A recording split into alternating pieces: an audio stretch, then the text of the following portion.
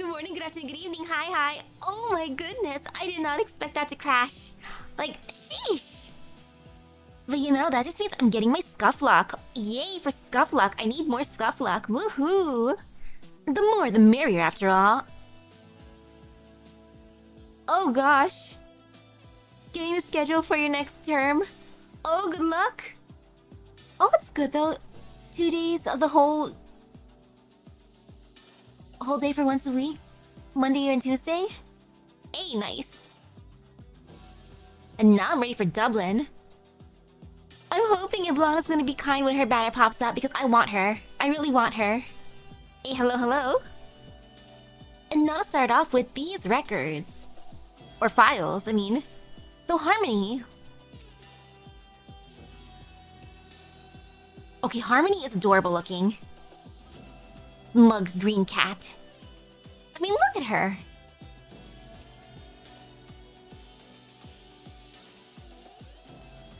So file, basic info, codename Harmony, gender female, combat experience 9 years. That's impressive, 9 years. Place of birth, Victoria. Date of birth, May 13. Race, feline. Height, 160 centimeters. Infection status. Medical tests have confirmed that no infection is present. Physical exam. Physical strength standard. Mobility normal. Physical resilience standard. Tactical acumen excellent. Combat skills standard. Originium arts assimilation excellent. Profile, Harmony, former Victorian military intelligence agent, now a high-ranking officer for the forces of Dublin. Stationed aboard Rhodes Island as a diplomatic ambassador to the Duke of Wellington. The Duke of Wellington, of course. And partially assists Rhodes Island with affairs within Victoria's borders. Clinical analysis. Imaging tests reveal clear normal outlines of internal organs, and no abnormal shadows have been detected. Originium granules had not been detected in the circulatory system, and there's no sign of infection. At this time, this operator is believed to be uninfected. Cell originium assimilation, 0%. Operator Harmony shows no signs of originium infection. Blood originium crystal density, 0.12 U/L. Operator Harmony leads a life of minimal contact with originium or the infected. Archive File 1. Due to safety concerns, we've carried out an inspection of the staff Harmony wields and can presently confirm it bears no extraneous videotaping nor messaging functionality. Additionally, we've seen the originium art she casts with it, similar in nature to waves of water, and have experienced the induced illusory side effect of making it difficult to breathe. I went in assuming a caster of such excellence would be using a more refined staff as an arts unit, but found it to fall short of even regulation Victorian military standards.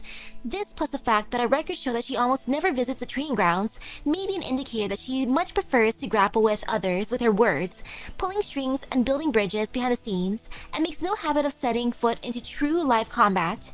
That said, touching on the several field missions Harmony has undertaken, her teammates frequently describe her in their reports as unforgiving, along with swift and decisive, while those she's helped out are often left feeling like they've made some kind of mistake. Some kind of mistake, girl, what the heck? Not that she actually tells them as such, she simply continues to carry out her orders, completing her mission in a rote manner.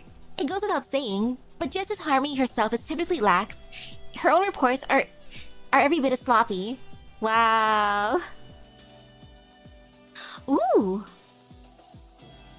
Okay, that'd be fun if Reunion became its own, like, legit company too. I feel like they could, especially since they're making their own medicine as well. They can partner up with Rhodes Island. Archive File 2.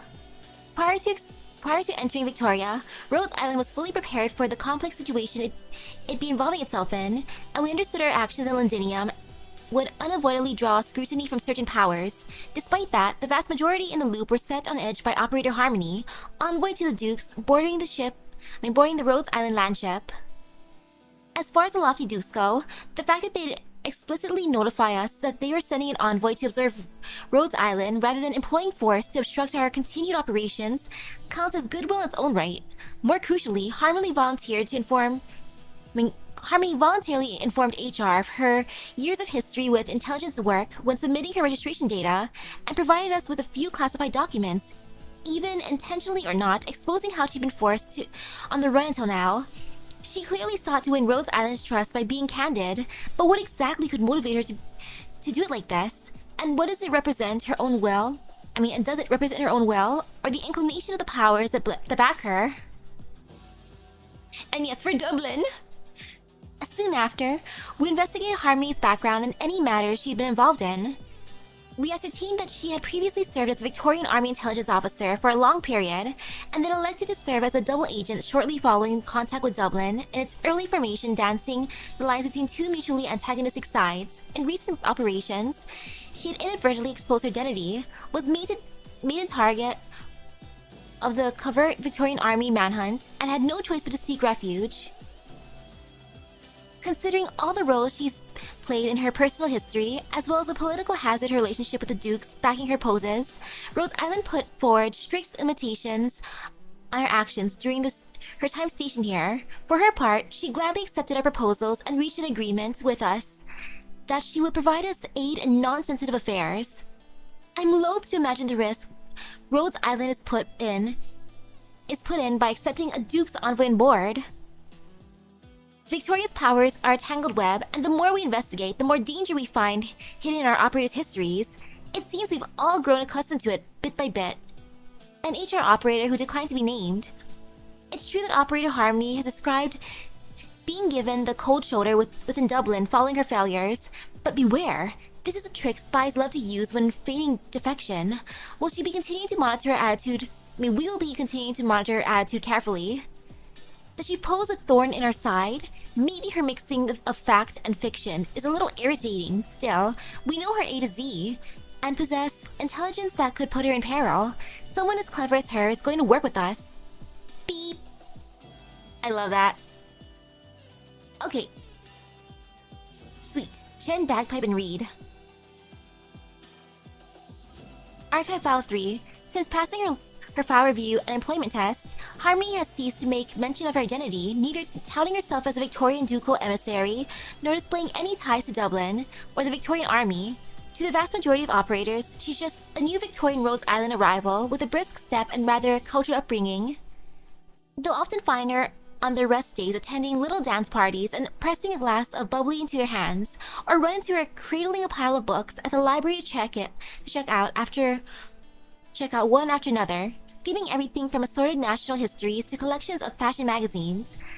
Despite effortlessly striking up conversations with others, Harmony leaves most operators with neither a friendly nor kind impression. In fact, thoughts such as, is she having fun with me? Or she was lying just now, right? Are the instinctive reaction. You see, there was this new model of control console in a brochure, and she was telling me if I was interested, I should send a purchase in a purchase form lickety-split. And well, just a few days later, the manufacturer's trade route got locked down. Listen, honest, I could have sworn she was messing with me, the way she acted. But here I am now, one of the last lucky buyers, said an operator for engineering. Whether or not Operator Harmony is intentionally distancing herself from others as a way of proving she has no intention of causing trouble here, we simply cannot say. In observing this ducal envoy's movements, we were surprised to find that several children have shown a degree of trust in Harmony. We note that she had little to do in her first days aboard Rhodes Island, other than borrow publicly available books from the repository, and the young patients in question, permitted to leave medical, just happened to have a fledgling interest in history, and would have gladly asked her to teach them about it. Amusingly, after some time, the children have very naturally taken to addressing her as Miss, like one would a teacher, though Harmony, who has always taken others' evaluations of her in stride, outright rejects this appellation, stating, "How would I ever be a good teacher?" Archive File 4. Rhodes Island's operator roster currently contains some persons who have a history with Harmony. On account of Victoria's ongoing and highly divisive chaos, she has proactively suggested that her contact with said persons be avoided. Needless to say, she also expressed that if Rhodes Island was willing to work with her, she would be very eager to know of Operator Reed's present movements. Despite a request for intel pertinent to Reed being principally of benefit to Dublin, she also claimed, I admit, I'm just quite curious knowing how Loaf Shinny's come so far. We learned that when Reed was serving in Dublin as a as the leader's body double, Harmony may well have been the one to have the most contact with her, keeping her company in a role analogous to a tutor or mentor. Reed had minimal contact with her sister and was unwilling to actively participate in Dublin's schemes when Dublinn first began reaching out to the nobles with an interest in supporting her. Her behavior during their talks was likewise left extremely wanting. In regard to this issue, Harmony offered all the help she could. What do you think? Give her more reading time alone, give her less pressure, less responsibility? Is it all it would have taken to do good by her? I certainly wouldn't say so. It would always have been hell for her, you see, situated where she was, and it's a shame. Her in that position is exactly what Dublinn wanted, so she could play the part of her sister like a good girl. Reed's sister, the other Draco to guide Dublin's flames, who has now taken center stage. Harmony has not told us much of the subject, but during an idle chat she seemingly inadvertently mentioned that she is by no means loyal to Dublinn, only hoping to see how far the leader's endeavors will take her. I wonder if that's true. It's like, I'm not loyal to Dublinn at all, I'm just curious. I'm just having fun. Just wow. Ooh! Iblana should be dropped during the CC event. And after Iblana's event, Chapter 15 will drop. And a rerun. Ooh, yay! The oh gosh, the Laterano event.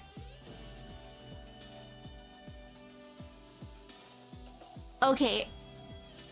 For the Laterano one, was that the one that had a limited operator too? Because now I'm debating how much I want to give to Iblana. Oh no! Oh gosh, I have to think then. Limited banners hurt me. Oh man. I do want my apple pie. The batch of personal records I gave to you was the truth. I haven't a tie to the Draco royal family, nor the Terrans, and the Duke of Wellington.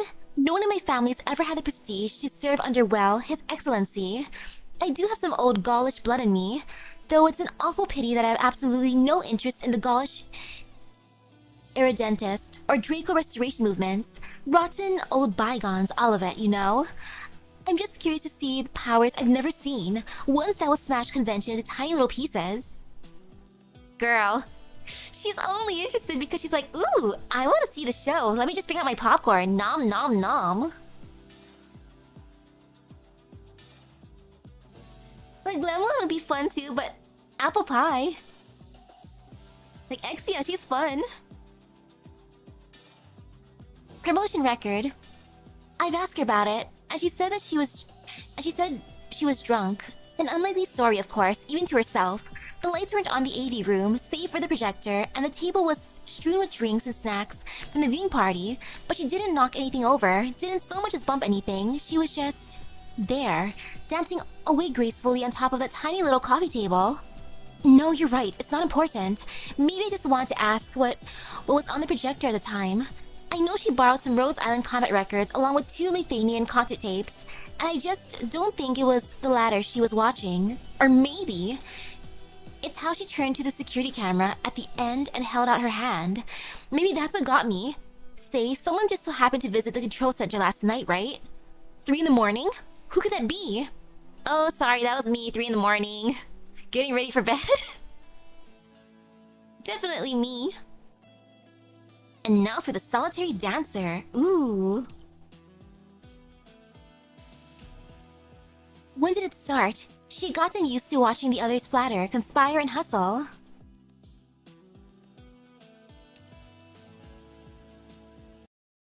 I wonder how the cleanup was gonna be in the aftermath. Like, just, Cause sure, Nim's event was adorable. It was funny, but that's kind of like after all the craziness kind of died down, just a bit. I'm mainly curious about how Wellington's gonna act. Like, gosh darn it, Wellington. Long time no see, Rosalie. Rosalie. Ah, darling Rita. It's been an awful while since we last got to chat, hasn't it? Such a shame we couldn't be in the same accommodation like we were before. Really, Royal Guard runs far more arduous militarization drills than either of us could have imagined, wouldn't you say? Did you make it to the entrance exams on the day? What has you asking that? Of course I made it. I wouldn't be here otherwise. No, nothing. Here. Your introduction to military science. The notes you left in there were very helpful. Much appreciated. Okay. IS-5 is an aftermath after Victorian War, and a prequel to Chapter 15. Oh my, if that's also a prequel. I was going to give it back the morning of the exam, but I left before I saw you. It's been sitting in the back of my mind. Want to get dinner together? We can catch up on the day. We can catch up on the way. You can pick a dress for me to wear on my day off. On my off day. Sadly not. I'm on my way to that ball Stephanie's hosting. You mean that Lithuanian Count's daughter? I hear she's quite rich with contacts. Merchants wanting an inroad, or musicians and playwrights in need of a referral can't go wrong in her social circle. The last time I ran across you, you were going to that army staff officer's granddaughter's soiree. Military families like that are always on the lookout for a few trustworthy aides to groom. Not that that should have had anything to do with your goals. You used to hate these noisy social events. Don't say that, Rita. Can't I enjoy a little dance? Fine. We'll chat the next time you're free, then. Don't look so crestfallen. We need a little time to find our own rhythm in new environments. That's all, no? Like the steps of a dance. Oh, what tough luck. I was so badly hoping you'd accompany me. Rosalie, do you remember why we worked so hard to get into the Royal Guard Academy? Well, that's a silly question. To become outstanding servicemen, of course. Right, not officers, not military aristocracy, servicemen. I don't want to be the scamandros whose own safety supersedes all, like my father. And you want to be the kind of serviceman who can staunchly uphold order, as your tutor did. What I'm saying is, if you're worried about anything, you can talk to me. I don't think we visited our tutor's grave yet, not since she passed on. Terribly awfully sorry, but I better be going, Rita. Or maybe because she's a liar, or she likes lying a lot. It could be Rosa Lie for her name. Now I think about it, because it is I.E. So say the papers, the Londinium Castle Association of Economic and Cultural Exchange. Some dukes, some god knows who, threw masses of sarcasm at mercs into Londinium. Their own pieces in the game, so to speak. Well, I quite disagree. Oi. Keep shut. If you know the inside details, then the last person you want to hear. I mean, who wants to hear? Oh my, the Duke most likely to control Victoria. The aristocracy's rumors of where the Lion King's heir has ended up. The cities that might be expecting riots soon. Not even one bit curious. What good does knowing that stuff do for me? I don't even want to know which City Hall member's family tutor you are. Well, I mean, your tutor thing's probably past tense now. So it is. I just wrapped up the final course yesterday. The young master has a grasp of plenty enough knowledge by now. He won't be needing me anymore.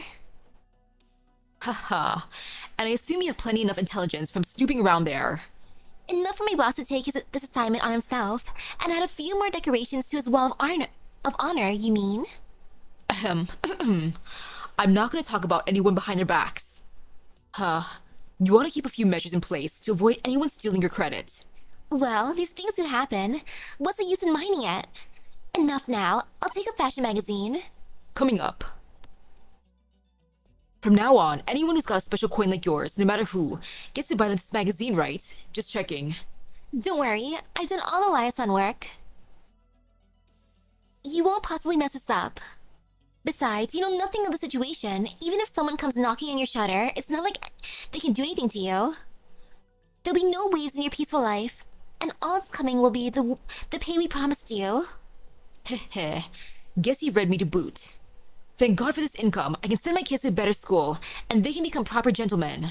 Oh yeah, how long it take for you to cover up that serviceman's valor of yours? I can tell all the officers I know, even out of uniform, but not you. Serviceman? I am part of the military, yes, but I've never once said I was ever a serviceman. Well, toodaloo. I have an invitation to a dinner party. I better be on my way. No matter if a city plate collapses one day, or the blood forms a river through the pass of Westleg, I'll be out of it, carrying on my life with the same as it ever was. I've seen enough of all these clever clogs exuding their dignity. Right, then, let's have a look. What news has my fine informant brought me?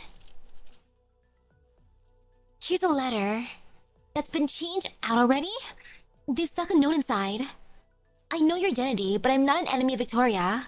Dearie, now, that single sentence certainly isn't going to show if your interest is in aiding me or kidnapping me. Everyone loves to say they do it for Victoria. Whether you're hanging the Lion King or bracing the royal family together, you thought you were defending Victoria all the same. If everyone's efforts were aligned, we wouldn't be in need of intel sniffers like yours truly. Perhaps I'll need to pass a message on at the party tonight. Have this mysterious figure's intentions cleared up once and for all.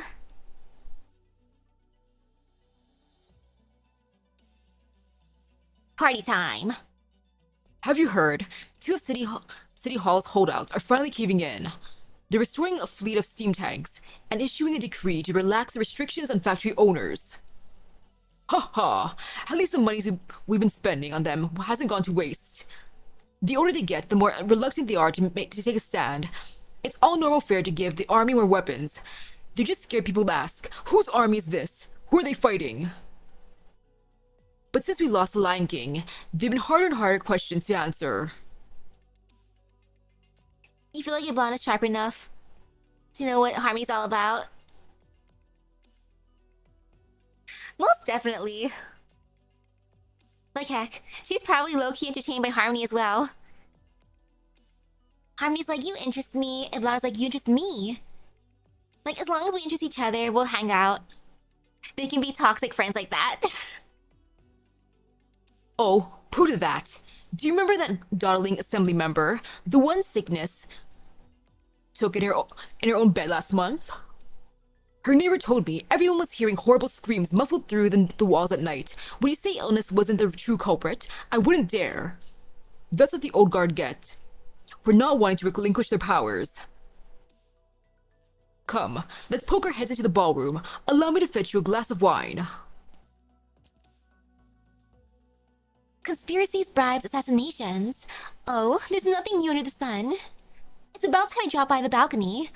I should have good company to meet there. What a party. Good evening, Miss Harmony. Dearie me. Do you have a moment? Not particularly, no. If you aren't careful enough with what you say, my arts will make waterworks in your windpipe and seize you by the throat. You react very fast. I do like your complexion. Your breathing isn't coming in at a rush either. You're misunderstanding me.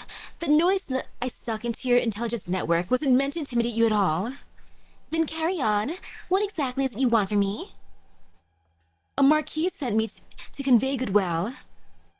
If you're of a mind to assist with our work, you should at least have some valid intel on you. No? No. I'd like to offer you a new destination.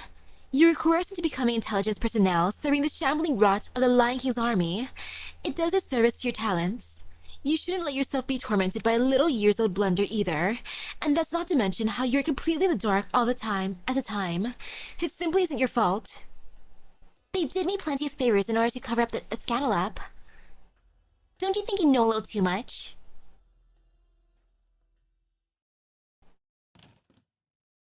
Miss, I'm back! Your letter's been delivered. Tomorrow being the entrance exams and all, I'd like to consult you on a few more questions I have, mainly about how they test Origini marks. Is nobody in? Fighting sounds? Miss, are you alright? Familiar knocking sound, most likely the kind of saber Miss uses. What if somebody's robbing her? A seasoned serviceman like her should have all the ease in the world ridding herself of a few bandits. Although this is the perfect chance to test my own abilities a little. The smugglers are all down. Enter the warehouse and sweep. Miss Harley? There's still an accomplice in here. Weapons down, hands up. Who are you lot? She's just there for notes. Got the full situation out of her. We finished questioning. She's a student of Horley's. Still quite young, she didn't know a single thing about this gang reselling military goods. She has acted as a middleman on multiple occasions by delivering Horley's letters, but she hadn't a clue what she was passing on. Nor did she ever have suspicions about her teacher. Horley took up a teaching post at a Noble's private secondary school after being discharged. No criminal record for the past 5 years. Very esteemed by her students. As far as the one he recalls, Horley never showed signs of involving any students as her accomplices. We can likely go without inspecting the rest of the student body. We've been holding her for 2 days. I know it's only been a normal interrogation. No deliberate pressure. But judging by what details we've observed, she's 100% honest. 100% honest, eh? Well, let's see. Oh my. Alright, let her in. We'll run this as planned. True, Shiny and Liz's family drama hasn't been concluded yet. Oh, that'd be nice to have an event on that. Ooh. Do you not understand the full course of the incident? My tutor committed a serious crime and I was an accessory to it under unwitting circumstances. That's more or less what I've gathered. If you don't mind me asking, how has Miss... She refused to cooperate, going so far as to incite a violent clash with the military. The only option she gave us was death. As for the resale of military goods, we've been on that trail for over a year. Horley took advantage of her military connections to serve as a key figure in the resale chain. That cannot be denied. We desire for you not to sympathize too greatly with her. Was she a good teacher? She was a firm, strong fighter. I very much admire the strength she displayed.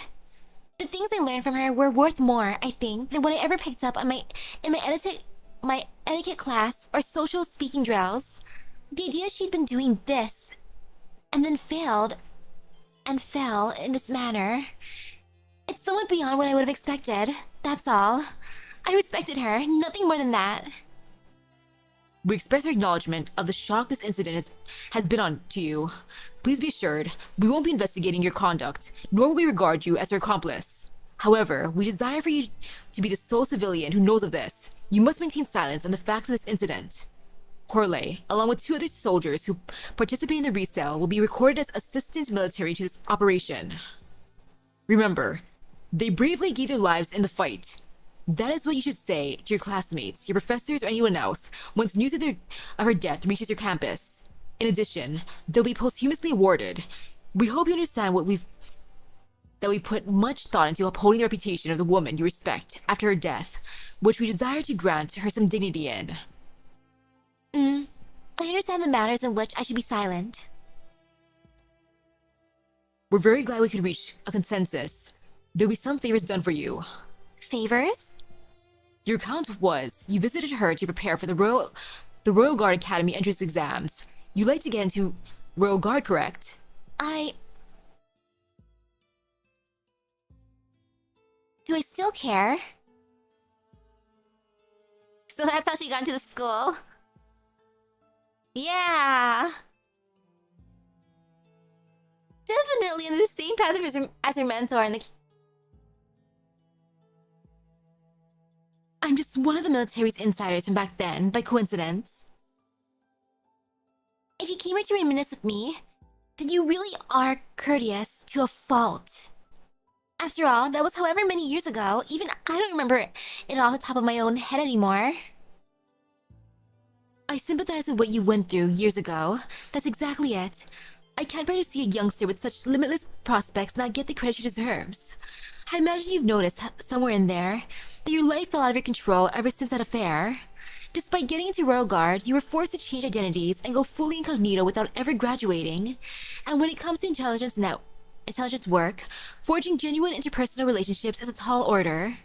Fortunately, you can consider yourself lucky all the same. The Marquis seems to take a very well-vested interest in your abilities. You can get in touch with him via my referral. Perhaps you could even strive to become a personal aide. You can free yourself from your identity as an intelligence agent and obtain a higher status doing it. Is phrasing it that way able to win your confidence? Yes. That's all it is, no more. Could you elaborate? Don't you mind? That was just a little private monologue. My opinion is, if we carry on like this, my staff in the skin of your throat may just threaten to close their own distance. But upon those words, Harmony stows her staff away.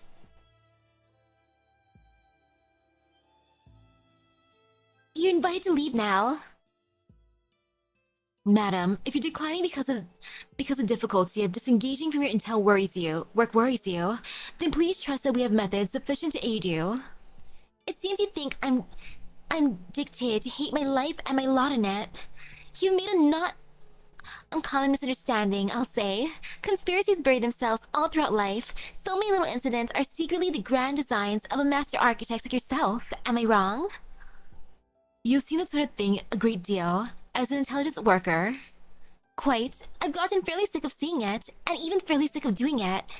The fact of the matter is, nobody forced me into intelligence work. Some professors selected me, I agreed, and that was that. Do you know something? If I truly hadn't the power to control my own life, I'd be compelled to kill you here and now, so as to avoid you bringing any hassle to my door. But I very much take a liking to you. Now, we were here to take part in a dinner, weren't we? Harmony turns away with a light grace. Inside the hall, the ensemble bows and readies to begin performing.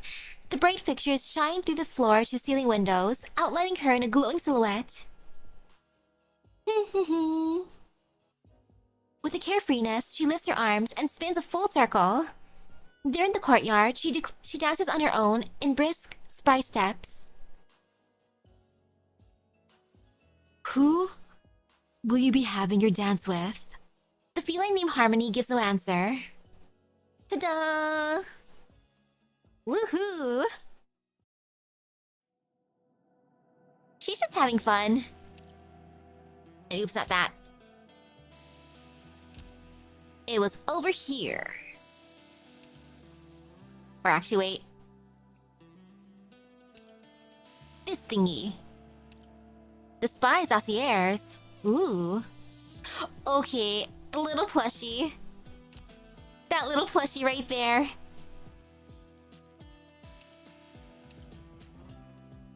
It's too cute.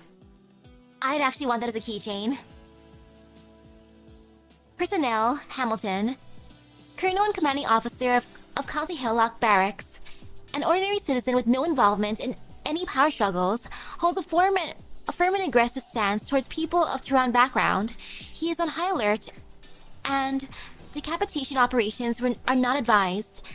On the evening of the 12th, he dined with 2 messengers at the waterside restaurant. Lip reading reveals that they were dispatched by a certain count. As expected, all attempts at communication have failed. It can now be confirmed that the oripathy crisis in County Hillock had been artificially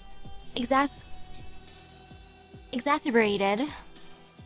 Someone is stoking his hatred behind the scenes and using his stubborn and self-centered personality to test the Duke of Wellington's stance. The battle plan has taken shape, and the image contains a telegram sent to the barracks on an outline plate. This calls for a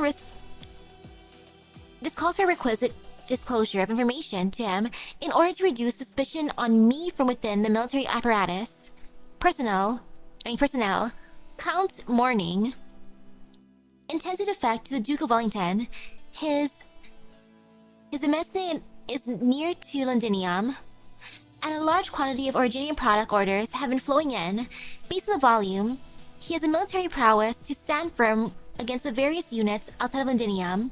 He and his wife share a love of Bolivarian coffee, taking regular trips to purchase the beans in person. Dang, the beans must be that good. I want some. His children are not yet of age, and his eldest daughter attended a private secondary school in the Osterrig borough of Londinium until departing last year.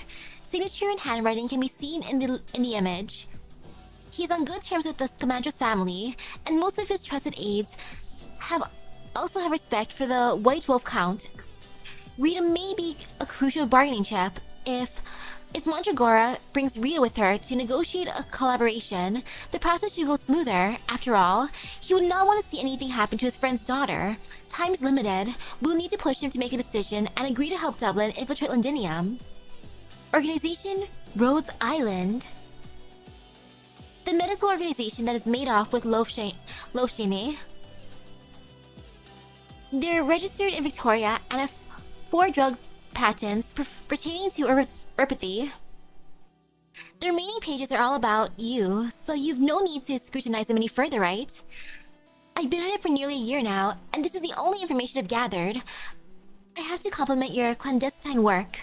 The intelligence I'm offering you is only the lovingly curated fraction that is beneficial to the both of us. Whether or not I fabricated anything is up to you to determine. Come now, having not been sufficiently pacifist in my methods. After all, I've never picked anyone out as an enemy, and I don't particularly enjoy seeing people sacrifice themselves. I just like to push people in the right direction and listen as those contradictory bits from their own harmony. Ah yes, their own harmony. Says harmony. Wonderful. I just like how she's just happily doing her own thing. She's just chill.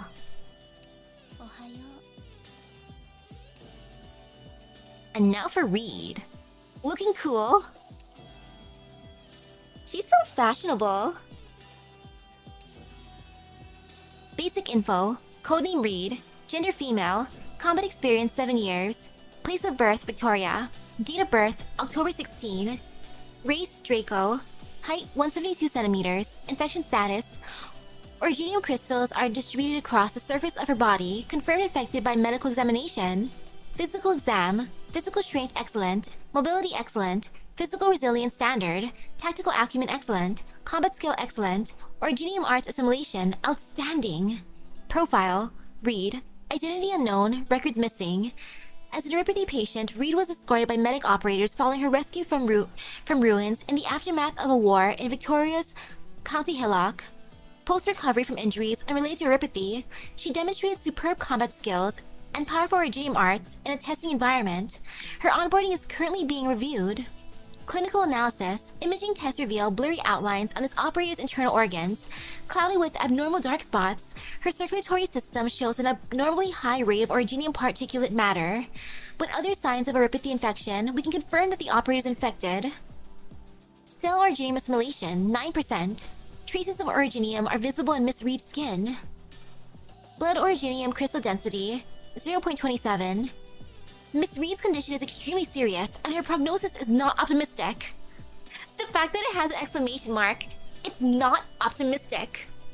Neuropathy is rapidly eroding at her body, and the crystallization of her skin far exceeds normal values. What should I do? Susiro, medic operator. Archive file 1, Originium Arts Overview. You call this fire? Listen. You can ask any other theorist or fire-based caster. You can even ask that little imp, Ifrit. Yes, go ask Ifrit if something like this can be called fire. Let me reiterate, combustion is nothing more than a reaction. We use originium arts to directly control the process of combustion. Whatever this is, you brought in, no, it's nothing alike. Look at this diagram. Look carefully at the breakdown. The combustion phenomenon is only a side effect. In fact, this biological tissue spontaneously ignites because it cannot withstand such vigorous cellular activity, which depends on nothing but the flames themselves. Simply put, in the first stage, all tissue she contacts is rapidly activated. In the second stage, said tissue uncontrollably metabolizes, and in the third stage, it explodes with enormous energy. If you claim that all her arts necessarily cause fire, then fine. Give me another 3 months, and I might be able to figure out the underlying mechanism. However, let me state this clearly. Her arts are not based upon fire, but upon the manipulation of life itself. Lab notes from Skyfire. Caster operator. The manipulation of life itself. Ah yes, it's not fire, it's the flames of passion. Truly the flames of passion. Archive File 2, Precautions. 4. Unlike Scotty and Project Red, Reed works well in a team setting, enough to serve as a field commander. However, her repulsion towards communication is visceral, spontaneous, and subjective. Therefore, in a daily life setting, communication with Reed requires a formal request and written permission. Number 6. Operators Bagpipe and Reed are not to make contact without designated supervision. Number 7. Temporarily halt Reed's involvement in supporting Originium research and do whatever is necessary to meet needs in the medical aspect. The operability of artificial catalysis upon late-stage neuropathy patients must be re-examined to determine the source of said operation. You think she was injured in her abdomen from what you recall? Oh, in the stomach. Okay, depending. Because if it's like... Actually, wait. No, the stomach would be terrible because... Let's say it grows inward. So whenever you eat something, let's say you have a full tummy, you'd be poking against the rocks. So, oh, that'd be terrible. Whenever you laugh, you feel it in your tummy. Whenever you breathe, you'll feel it in your tummy. So nah. Ooh. Archive File 3. Classified Log. There's only one way. Don't let anyone else find her, Kelsey. Archive File 4. Selected Records. Next, please turn to page 6 of the handout. I hope that everyone had an opportunity to preview the introduction last night. The Lions all claim to be king, as the Dracos and Aslans each reserved equal opportunities. Under the terms of this ancient treaty, they're both qualified to become the sole monarch of Victoria. The Dracos symbolize unquenchable thirst for conquest, while the Aslans symbolize power through order. People believe that for countless generations, Victoria was influenced by these forces, including those two. Let's not even talk about how many bloody uprisings have been caused by the succession of the throne. Ever since ancient times, people have known that Victoria is not a friendly country capable of handling its own affairs internally. The Aslans originated in Sargon, Lithuanian, and even some other countries that have since been wiped out by catastrophes. The Dracos, who are in power, had no reason to peacefully accept a group of outsiders, let alone allow them to rule their country. The treaty that formed between the Aslans and Dracos could not have arisen in a stable and civilized environment. The most harrowing aspects of this history have been made light of, woven into a prologue for the legends that would follow. In this regard, the oral tradition preserved through gypsy bards and poets can be more reliable than official sources. Ooh, I want to hear the bards! However, they are always fragments of truth embedded within legends and tall tales. Though modern state, Victoria has paradoxically sustained its ancient tradition of rule. As early as 2 decades ago, the Draco bloodline was considered to have been severed, leaving none to threaten the Aslan's firm rule over Victoria. What happened afterwards was covered in the second class session last month. What is this class?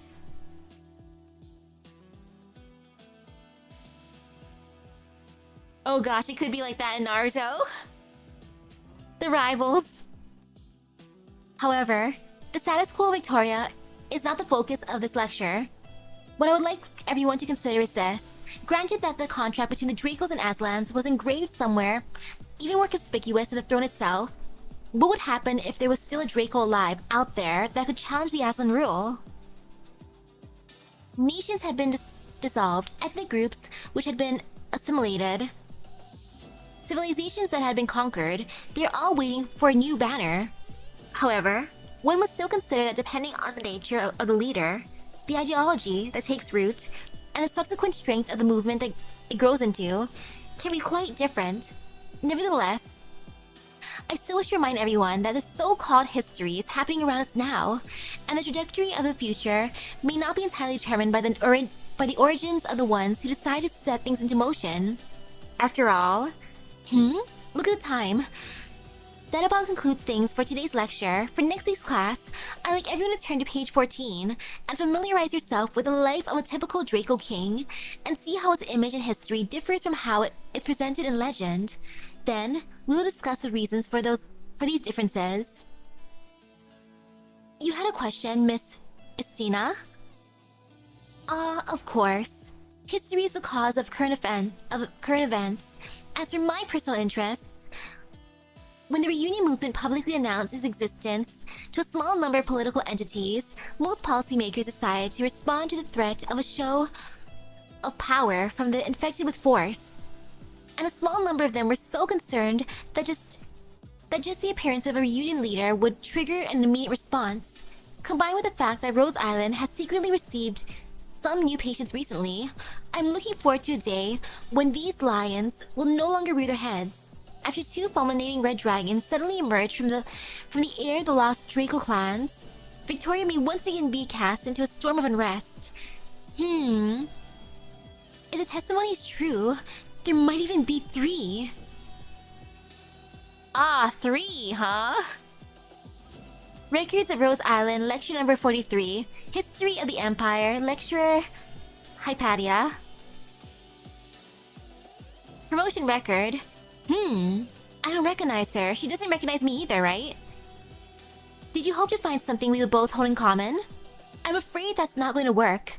Dagda said she had some recollection. You should seek her out then. Sorry, when the time comes, I'll tell you everything I know. But now is not the time. And no, I don't know anything about her. No, I'm not offended. I have no issues with you asking me for advice. Sorry, doctor, please wait.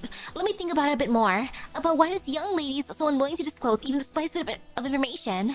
The truth might not be far from what I originally surmised. First, she doesn't know if she should trust you, or the extent to which she should trust you. Just like me when I first joined Rhodes Island, I never would have placed my trust in a stranger. And another reason, which I think is just as simple, perhaps telling you those things would bring about your death. Whole and true. Be careful. Records of a conversation with Siege. Tallulah just felt different. Half Draco and half lung.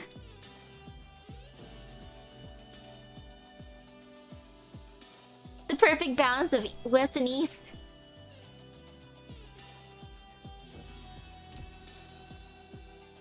And now for the thing. Spear clean suit. Wow. Is it actual cleaning supplies over there? Or at least a spray bottle? And gloves. And toothbrushes. Amazing! Interesting. Is this a gift? Looking at the finely wrapped parcel before her, Reed is somewhat at a loss. The clean new outfit's standard, but I added a little material to give it quicker cooling ability. Oh yeah, the tactical gloves are heat resistant too. Open and try them on. Time's a wastin'. Crap, am I spoiling the suspense? The doctor's not gonna dock me for this, right? The vampire engineer hastily covers her mouth and tiptoes out of the special dormitories, winking at Reed before she shuts his door. Happy holidays. Happy holidays. Reed holds out her parcel, fixed to the spot, unsure if her murmur succeeded in floating past the door. For her, holidays are difficult to reconcile with happiness. It was on the stroke of a holiday that her mother and father died. The gift they brought back from Londinium fell at her feet, wrapping stained with blood. Her sister dragged her out of the snow, pulling her hand, passing through one alley after another. Candlelights shone on the window after window, but nothing lay ahead of them at all. With the footfall behind them drawing closer, her sister told her to hide, finding her the darkest corner to tuck herself in, her chest burning from not even daring to breathe. It's all right now, Lofshini. Stand up. The voice of her sister returned to her side. She opened her eyes, saw the firelight creep out from the stranger's window, and it became a strange purple, a malevolent in its very look, scaring even the pitch-black night away. Her legs were still too weak to stand. No more did her sister hold out a hand, but went back to the glow of the blaze. She knew that if she couldn't follow, then she would be forever left behind. She grit her teeth and slowly rose up, pushing back the fear and pain, chasing the figure into the firelight. Without knowing it, she ran farther and farther, becoming but a small shadow. Ever since, the fire never truly went out. It burned within her eyes, inside her heart, and the night of every festivity. 5 years on, her sister placed a spear in her hands. In her recollections, this was her last time being given a holiday gift. Since then, the flames came to ignite at her spear point too. Slowly, she became used to the heat, to the scorching that stabbed through her body with each breath.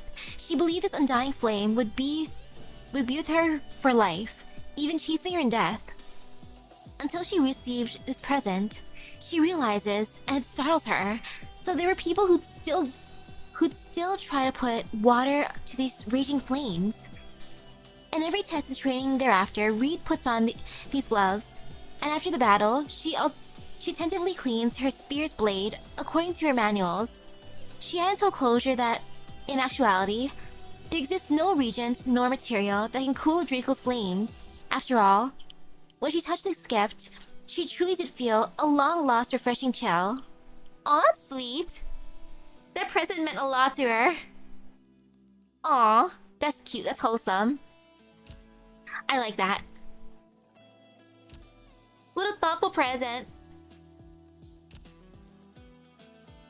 And now to compare her to her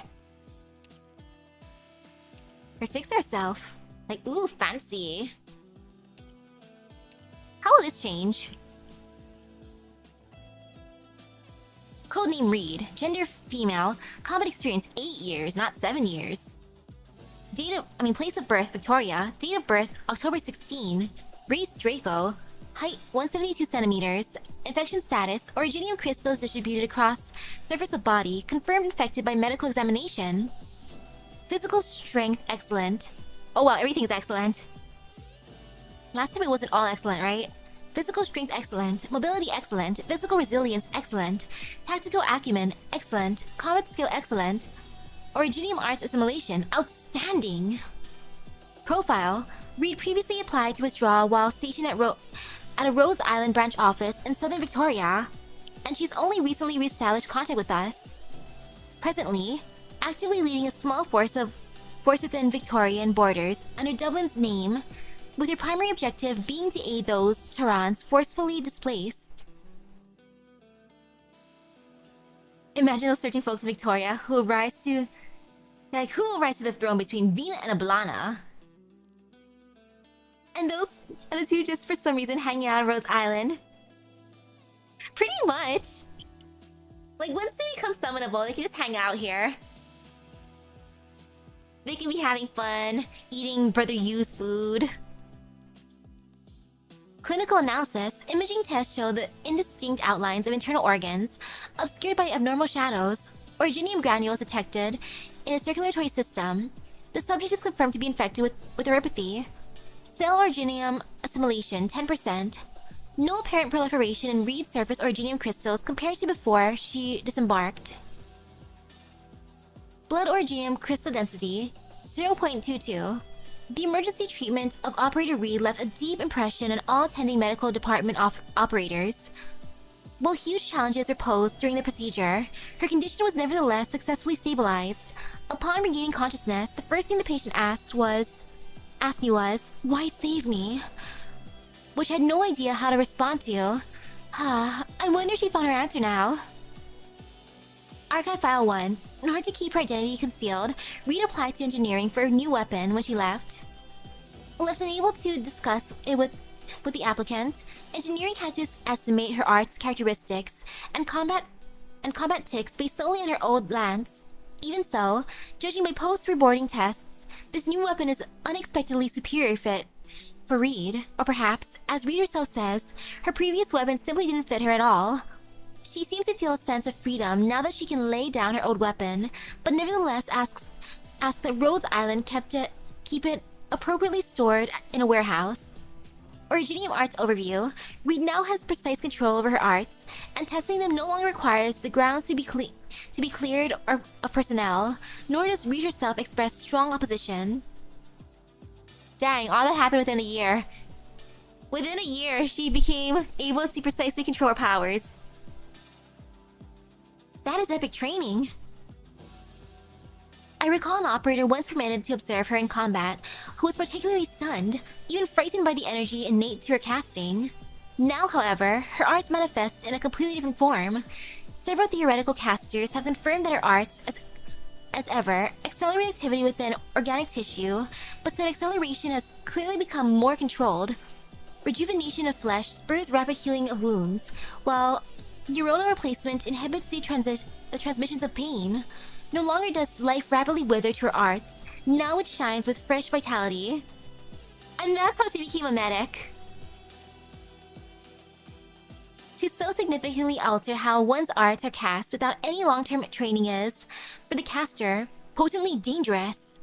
After repeated inquiries, Reed conceded that she endures a level of burning pain in limiting her art's energy and constraining their use purely to therapy, but stated that as no practical harm comes to her body, no concern is needed. It goes without saying that the destructive power still lies within her blood, and in testing that, or sending her directly into combat missions, we continue to observe how the instantaneous rush of her flames can burn anything and everything to ashes. She has simply chosen to reveal the therapeutic side to her arts to us. For that is the peace embodied by her dreams. Archive File 2, Reed was highly positive during her re-examination at medical. This stems partly from her pre-existing trust established with Rhodes Island, but also from having accepted her identity as a Draco, and the responsibilities that follow. These days, she does not worry about allowing Rhodes Island to get a hold of information on the Draco, nor whether her simple touch would inadvertently burn another to ashes. Most of the time, Reed is as calm as ever. The minority of operators who come into contact with her in the past all recall how often she'd wake from a stupor, with a shudder, eyes full of fear, yet not say a word to indicate what weighed on her mind. This extreme resistance to contact with others was alleviated somewhat after repeated attempts by Rhodes Island's operators and the doctor to communicate, but the comfortable, assured way she now talks from time to time is truly gratifying to all who care for her. If raising the topics of Victoria's present theater of chaos or her own duties, she'll be extremely earnest and prudent in offering her own thoughts. Meanwhile, when you touch on local lays of the land, on poetry and the hopes for the future, she'll bear her own sincere bereavement and affection without even realizing. Aw, good for her. That's cute. Hey, hello. You like how the Aslans specialize in peak body condition, like Vina and Pepe? All the Dracos are quite specialized in their arts. And since Tallulah's mixed with both physical and arts prowess, since lungs are more physical prowess like Yenwu and Chen, that just makes Tallulah the most terrifying in that case. Just Have I read with the Firelight casts? Have I? Maybe? Oh gosh, I don't remember the name. I want to say maybe. Just Wait, that's Reed event? Okay. Then in that case, yes. Yeah. Yes, the Reed Altar event then. Cause yeah, I don't remember the name exactly for most of the events. But it's like, it exists. At the end of her stay at medical, Reed was actively asking about issues relating to earthy treatment and protection. By no means is it the first time Reed has asked a medic operator something of her own accord. In fact, before she last left Rhodes Island to set out, she spent several days and a huge amount of effort packing medical articles, and her luggage practically transformed into a medkit. For every way to die she could imagine, she thought of a way to resist it, which might have been a mechanical way of affirming life's value to herself at the time. Happily, her medical preparations may well have saved the day in practice, and now Reed asks for the sake of far more than her own.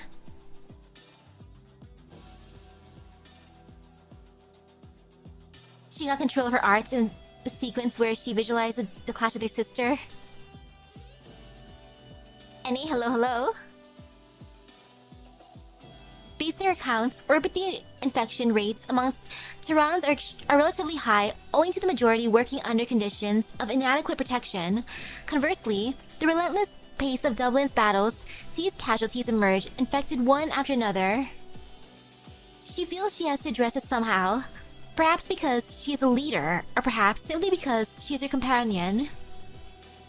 Besides that, at some point prior to Operator Salish disembarking, she and Reed had a lengthy conversation in the library. Reed's latest return to the landship coincidentally saw her meet Salish again, who was reporting to report in from County Hillock. Over these past several months roaming Victorian soil, a change has been evident in the both of them. Seeing Salish leave the reception room alone with much weighing on her, we had our reservations that, similar to her fellow former Victorian serviceman Bagpipe, Salish would be at irreconcilable odds with Reed, who presently fights for Dublin's cause. But the next day, an operator saw the two of them together in a corner of the library, absorbed in a novel.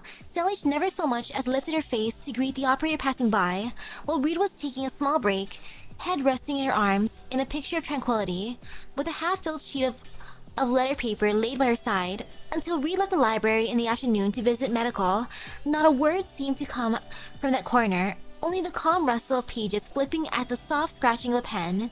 Not long after, we noted that a great deal of Salish's report, highlighting the full course of events at County Hillock and how the Tarans were surviving, was referenced from Reed. I like how they both respected the rules of the library. They're like, we're in the library, we must be quiet, we must be chill. Archive File 3. We've already had a run-in with Dublin's forces in Londinium. Each participating operator may well have their own understanding of what Dublin is. Reed did not come back to Rhodes Island in her Dublin capacity, but she does not refrain from recounting to us the Dublin she knows, as well as the Dublin she considers herself to lead. The name of Dublin finds its origin in the two sisters' family name, one that was hidden by wandering for years and symbolizes the Draco bloodline.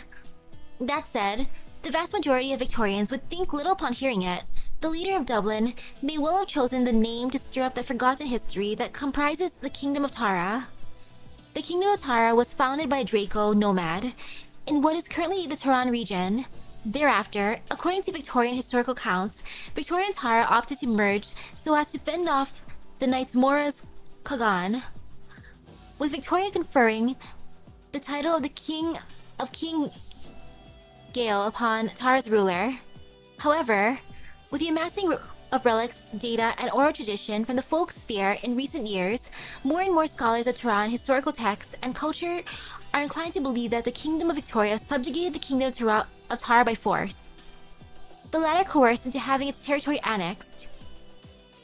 Some even hold that, though the ruler of the Taran region held the title of King Gael, it was in fact the Victorian nobles dispatched to the Taran court that held a greater authority.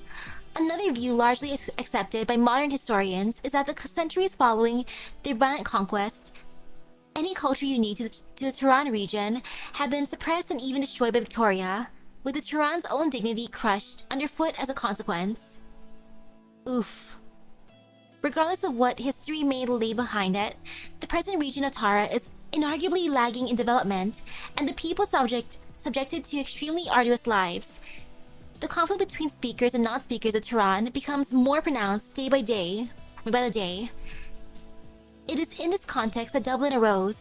Records would indicate that Dublin's forces have only been active across Victorian southern regions in the last 2 years, but in truth, it came into conception approximately 7 years ago, and from then until now, its heart has remained the same, the Draco of Tara out to rescue her people from the clutches of suffering. We've observed signs of conflict between the different factions within Dublin. Some are more concerned with the Taran name, while others seek to see the Draco dynasty restored, yet another side with no ties to the first two sets its sights on Dublin's most powerful backer, the Duke of Wellington. Reed herself recognizes that though she only wishes for the Tarans who suffer to receive fair treatment, she simply cannot avoid the issues implicated by the Draco aspect. And of course, the Duke of Wellington. Classified log. Whether Reed's statements or our own independently gathered intel, everything indicates that Dublin has no intention of vying for the Victorian crown, at least at present. Reed's twin sister, the Draco caster that presently commands Dublin's main forces, is the one and only royal successor to a considerable portion of the population. What obstacles compel her, or what, if any, considerations lead her to take her current approach? Given that all intel paints Dublin's leader as a political conniver at ease with contending amidst numerous powers, if she is taking a back seat, then it must be in exchange for something. Perhaps we'll be shown the answer sooner than we think. Like in the next event. Archive File 4. Knowing that the Dublin leader we recently encountered in Londinium was Iblana herself, we can understand to a certain degree why Reed fears her twin sister so much, even having warned Rhodes Island to avoid contact with her. Ah, avoid contact! Ha ha ha! Like, I'm totally not planning on trying to summon her or anything. Fortunately, she did not react with the same intense stress as before. When we raised the topic of her sister again, after receiving our intel from Londinium, instead, she recounted, quite calmly, her past experiences as her sister's shadow, and filled in some information which had been hazy in her records. Through Reed, we could gain an explicit understanding of how Dublin's leaders' arts manifest, and confirm the combat MO of a portion of Dublin's Spec Ops personnel. Later, she informed us that she still didn't quite grasp what goal Dublin had in entering Londinium, and so couldn't approve of said action for the time being, but would be sure to meet with Iblana directly at an appropriate time in the future. We were concerned that whether out of a desire for vengeance or to prove her sister's wrongdoings and vie for leadership of Dublin, the now uncurbed Reed seemed on the verge of a clash with her sister, perhaps even to the death. However, she reassured us that was not the case. By her account, the primary Dublin force, commanded by Iblana, seemed to have come to an unspoken understanding about Reed, ceasing their pursuit of her, while also regarding her and her companions as comrades one and all. At present, each side is committed to their own plan of action, existing in some kind of pseudo-harmony. She knows that I'll return to her side, even if she doesn't pursue me, that's all. What I think, what I want, none of it matters to her. She's always believed that I'll never avoid her, or escape from her grasp. Me? It doesn't matter to me either. If she fights for the life the Trons deserve, then she and I are fundamentally doing the same thing. Is it that important that I matter? Reed, you matter. Promotion record. Before leaving Rhodes Island, I'd left those knots I could not untie, could not face in a letter to you. I remember I could not muster more than a word or two, but once I set my pen down, I felt I finally had the courage to trust my own conscience, to trust that life has its value, as Rhodes Island taught me. Yet, if life had value, it must have been a dearly, gravely heavy one, so heavy I didn't know how I could bear it.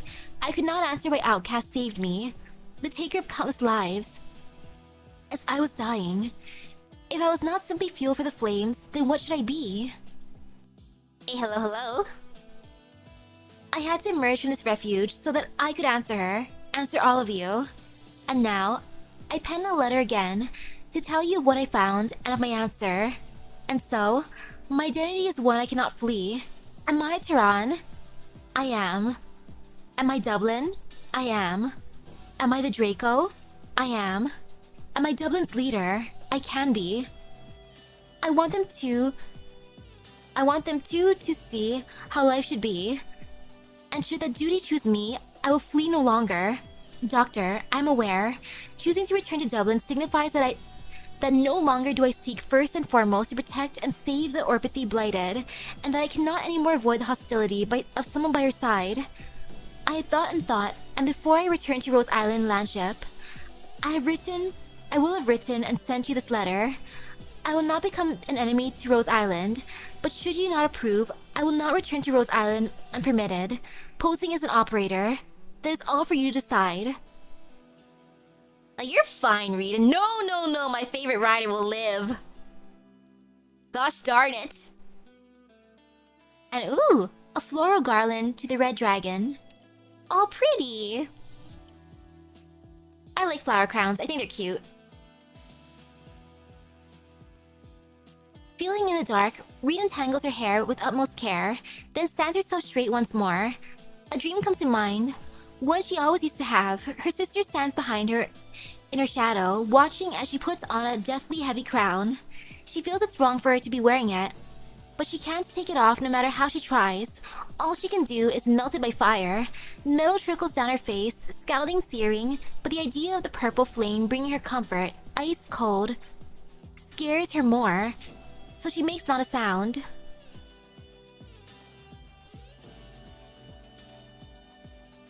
Did I see the Red Dragon's oath? Well, I'm caught up to all the events, so if those are old events, then yes. And she recalls two people she met while pursuing the high-speed battleships tracks a few days ago. Ordinary folk. They knew the name of Dublinn. Their land showed scars from being razed by fire. They asked Reed point blank, "Are you the one who ruined our lives?" The Draco manipulator of the flame of life fell silent for a while. She was familiar with the fear her sister could leave in people, but in the end she nodded, for she is the leader of Dublinn, and the Torontos have no need for two Dublins. Someone is calling her name. She leaves, through the tight wooden door. She crosses the threshing floor, filled with the hay and cardboard stage props of every color. Oh, it was an animation.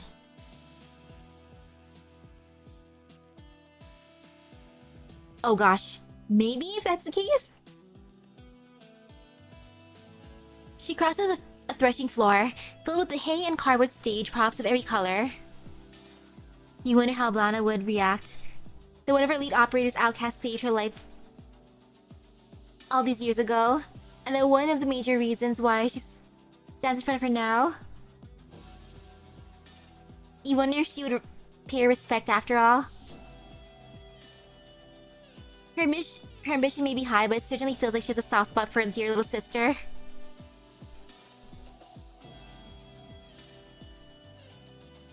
Well, her little sister's innocent enough, so it's like, okay, fine, you cute. Plus, you're gonna return to me in the end anyway, so as long as you come back here, we good.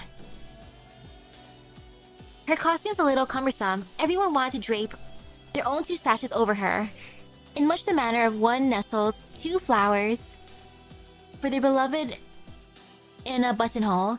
Surely, the Red Dragon didn't take to the battlefield like this a millennium ago, but no matter. They don't have to trouble themselves with the looks of the crown bearer.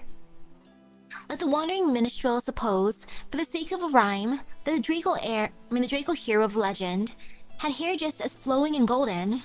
Reed clears her throat and swishes her tail, a little wary. The Torontos in front of her don't know how each brook of muddy waters tracing through the marsh is a track of galloping warship.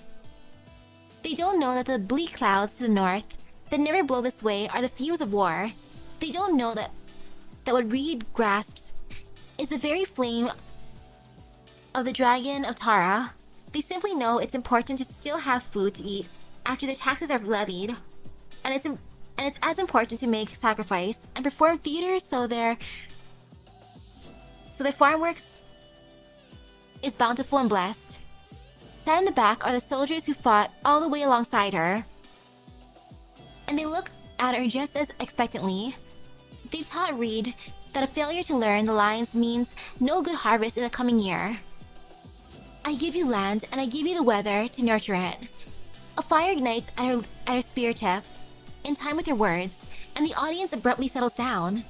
At this moment, all could swear they have some premonition as to who it is that stands before them. Reed lowers her head. A child places a floral garland on her head of every color under the sun. Oh, it's cute! Each flower symbol of a growing, flourishing crop. It is light, almost weightless. She bows down, and to the village's script, unchanged in all its years, she adds one line. I give you peace. Okay, that's adorable. Aww. So wholesome.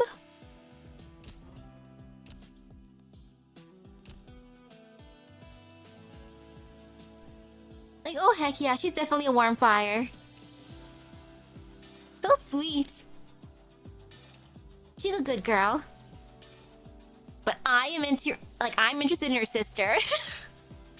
As terrible as that sounds, like, oh, she's so sweet, she's so nice, but hi, Ablana, hey girl. Basic info. Codename Bagpipe, gender female, combat experience 5 years. 5 years, dang. Place of birth, Victoria. Date of birth, July 17. Race, Voiver. Height, 167 centimeters. Infection status, confirmed uninfected by medical examination. Physical exam, physical strength, excellent. Mobility, standard. Physical resilience, excellent. Tactical acumen, standard. Combat skills, excellent. Originium arts assimilation, standard. Profile. After graduating from the Victorian Royal Guard Academy and serving for 3 years in the Victorian Army, Bagpipe retired and joined Rhodes Island on Superintendent Chen's recommendation. A professional soldier who has received systematic military training, Bagpipe has already demonstrated her seasoned combat skills and tactical acumen in Rhodes Island's various missions following a period of consultation. Clinical analysis. Imaging tests reveal clear, normal outlines of internal organs, and no abnormal shadows have been detected. Originium granules had not been detected in the circulatory system, and there are no other signs of infection. At this time, this operator can be confirmed to be uninfected. Cell originium assimilation, 0%. Operator Bagpipe shows no signs of uropathy infection. Blood originium crystal density, 0.11. Operator Bagpipe rarely comes into contact with originium. Even among Voiver, this girl has one of the most incredible bodies I've ever seen. I'm somewhat curious to see if she even can contract uropathy at all, if her body can just tough it out. Yeah, her body can just tough it out because she's so buff. Like, dang, girl. Just wow. But whatever, that's probably not happening. Test it out? No, it's not an option. Warfarin. Archive File 1. Bagpipe is a spirited young woman from Victoria. Known to other operators as the outgoing next-door neighbor who can't help but care for others, Bagpipe established a good relationship with most of the other personnel almost immediately after joining Rhodes Island. One rather charitable description of her personal lifestyle would be somewhat free-spirited, while a less charitable one would be sloppy and disorganized. At first glance, her appearance seems to be at odds with the stereotypical imagery of a serious soldier. At least in her personal life, she does not show much of her military side. She previously attended the Victorian Royal Guard Academy with Superintendent Chen. According to her account, the two of them developed a deep friendship during their time as students there. While Chen did let out a sigh upon hearing Bagpipe's name, the fact that the former would be willing to vouch for the latter suggests that the relationship can't really be all that bad. Archive File 2. Of course. Despite the fact that Miss Bagpipe gives off the impression of a cheery girl next door, the fact remains that she indeed was an official soldier in the Victorian Army, and an excellent one at that. The Victorian Royal Guard Academy is a multi-directional in its educational framework. Unlike other systems of military training, this academy has its own educational policy. Of the 3 directions, most graduates serve as guards for the royal family, nobles, or various dignitaries. Officers generally serve as senior-level commanders in the army, while sergeants generally serve as the army's field commanders and first responders. As a graduating sergeant, Miss Bagpipe undoubtedly possesses exceptional military talent. Like, good for her. And hey, hello, welcome. And that's why Love Shini was mistaken as a voiver during her way to the Astral.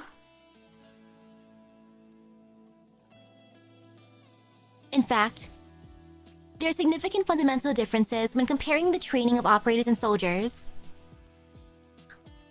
Operating training places more emphasis on individual and squad operations, cultivating along the lines of their aptitudes in order to maximize their strength. As reflected by Rhodes Island's collection of highly individualized personalities, operators must capitalize on their uniqueness, cooperating to complete various objectives with the fewest number of elite operators. On the other hand, military training emphasizes the collective. The development of a corps is comprehensive, stressing the importance of standardization and interchangeability. The military tends to make decisions based upon overall functionality rather than upon individuals in order to ensure the stability and efficiency of the team. Ooh, a little trivia about them. Although not a common Terran race, voivers can be found in mainly Sargon and Victoria. They originated from the deserts in northern Sargon that were subjugated by the Aslans during the Aslan conquest at the dawn of human civilization.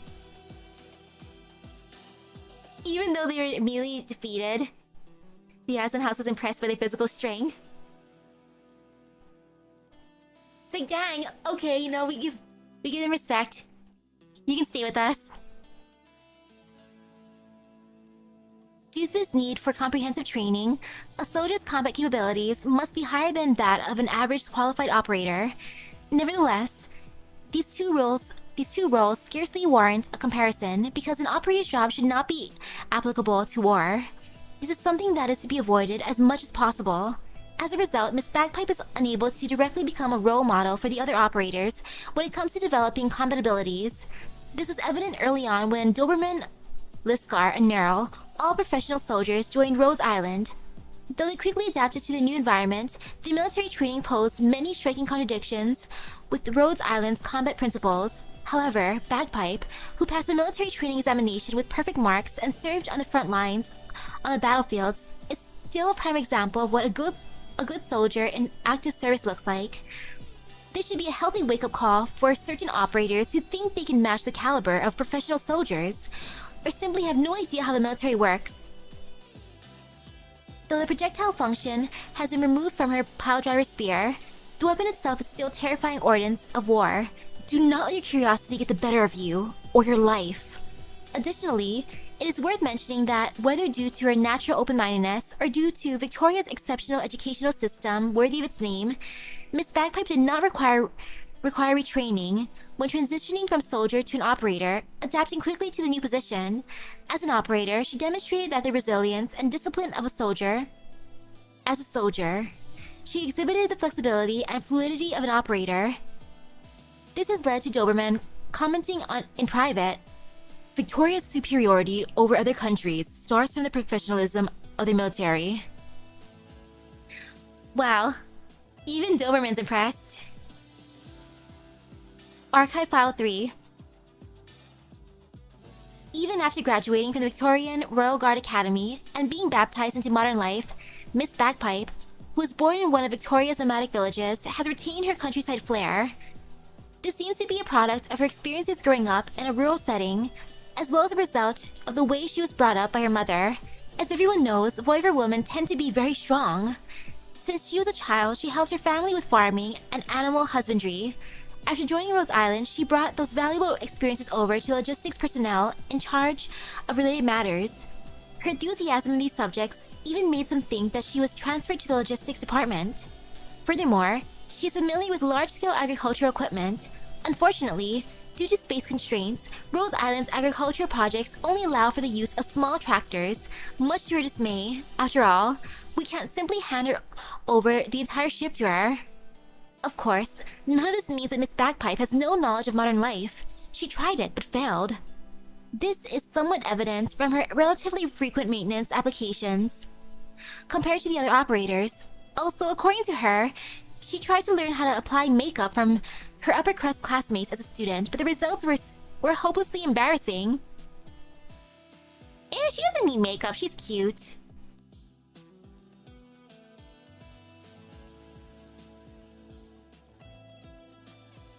Probably, like, at least it wasn't in... Like, at least it was not in Chirag. She gradually gave up on developing herself in these areas, but she, of course, is still self-conscious about her appearance. Though she is impeccably dressed as a soldier, she seems to be rather anxious about her casual dress and appearance. But those concerns are hardly warranted. After all, several operators find her to be cute enough as she is. Wow, literally. Right when I said, or like, when I said that earlier, I was like, oh, she can't apply makeup. She's still cute. She don't need that. And even here, everyone else is just like, she's still cute. Archive File 4. There's a reason why she's in wife material. I love that. Archive File 4. This is mentioned above briefly, but in fact, if Bagpipe so desired, she could well obtain an enviable status in Victoria's Second Army. Victoria, as the most prosperous empire in Terra, is inseparable from its vast military might. As a sergeant, Bagpipe can also enjoy better treatment than regular foot soldiers, and that's not even factoring in her personal abilities. If she wished to have a path from her role as an excellent officer to becoming a noble in the big city, there'd be nothing in her way. However, she rejected that path Bagpipe chose to leave the army and her comrades in arms, even leaving Victoria behind to roam the dangerous land. Her decision to leave civilization and step out into the wilderness is a choice that ordinary city-state dwellers cannot comprehend. After all, leaving the security of civilization is practically a death wish.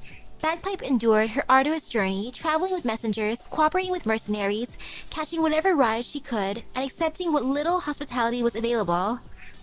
Due to her identity and nationality, she was forcefully kicked out of some cities, drew the hatred of many, and even got pulled into dangerous conspiracies. According to her, I've seen it all. Dang, her journey has been rough. Now, she's arrived at Rhodes Island. The friendly Rhodes Island operators were willing to join her in her struggles, extending a hand of assistance to the seasoned soldier. However, that was the moment her steps faltered. The more she comes to understand Rhodes Island, the more confused she becomes. After going through a series of tests and information exchanges, she became agitated and unhappy upon learning of Reed's presence. What is it that is weighing down upon her mind? What kind of problem exists that could not be solved by Victoria's military? What happened in Victoria, and what did she and her regiment encounter? I used to be a soldier of Victoria. This doesn't seem to be a responsibility of Rhodes Island. Although I'm no longer in the army, I'm sorry, I still am responsible for this. This is part of our duty, and also why we left. Maybe it's not the right time yet. Moreover, even though everyone looks up to her as a model soldier, the bagpipe who toils hard in the fields, the bagpipe who carries 3 saucepans over to the table, the bagpipe who sings and spins while wearing a long skirt, the bagpipe who regales us with dazzling tales of her hometown. Everyone loves that side of her too.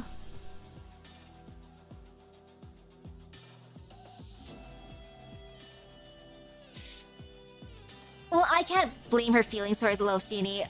Like, sure, she was more of a puppet head during that time, but still, she was there. Like, she could have technically not did what she did, but it's just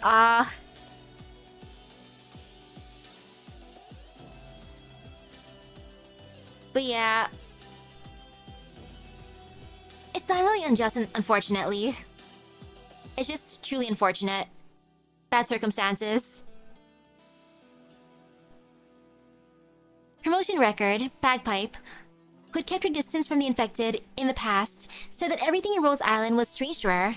Everything that happens here, as well as everything that happens around Rhodes Island, comes as a difficult pill to swallow to her, as a non-infected with little exposure to the infected.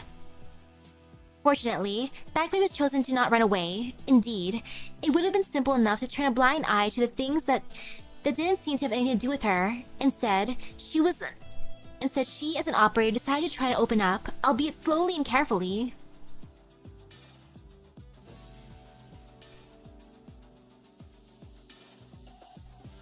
Bagpipe is one of the 2 operators who got a restraining order against them.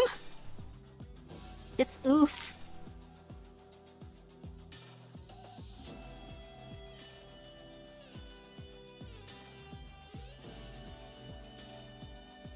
Like, if Jannie and Loshini had more interaction, it'd be kind of cute.